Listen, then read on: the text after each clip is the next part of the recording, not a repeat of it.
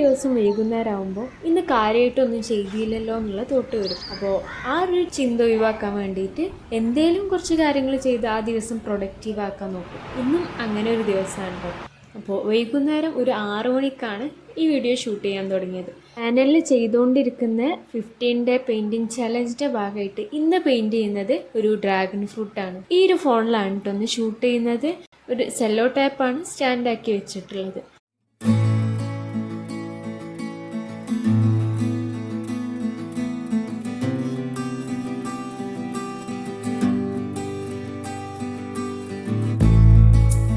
കുറച്ചും കൂടെ സമയമൊക്കെ ഇരുന്നാൽ ഇതിനേക്കാളും പെർഫെക്റ്റ് ആക്കി എടുക്കാമായിരുന്നു. പക്ഷേ ഇപ്പോൾ കറൻ്റ്ലി വായിച്ചുകൊണ്ടിരിക്കുന്നത് ഭൂമിയുടെ അവകാശികൾ എന്ന് പറഞ്ഞ ബഷീറിൻ്റെ ഈ ഒരു ബുക്ക്. ഒരു ബ്രേക്കിന് ശേഷം വായിക്കുമ്പോൾ എപ്പോഴും ഷോർട്ട് സ്റ്റോറീസ് ആണ് ഞാൻ സെലക്ട് ചെയ്യാറ്.